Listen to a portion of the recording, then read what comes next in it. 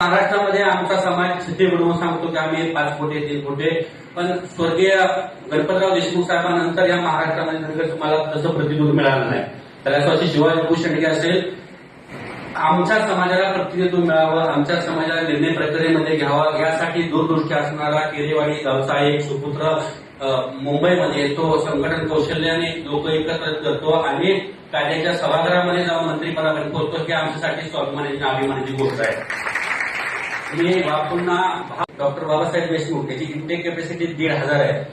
महाराष्ट्रातील पहिला येणारा विद्यार्थी हा अहिल्या शिक्षण संस्थेत असतो आणि त्या संस्थेचे अध्यक्ष माझे मित्र म्हणले, माझे वडिलांच्या वाईट आहे पण मी मित्र म्हणेल, आपले सुरेशाबा शेंडगे त्याचे नेतृत्व करतात.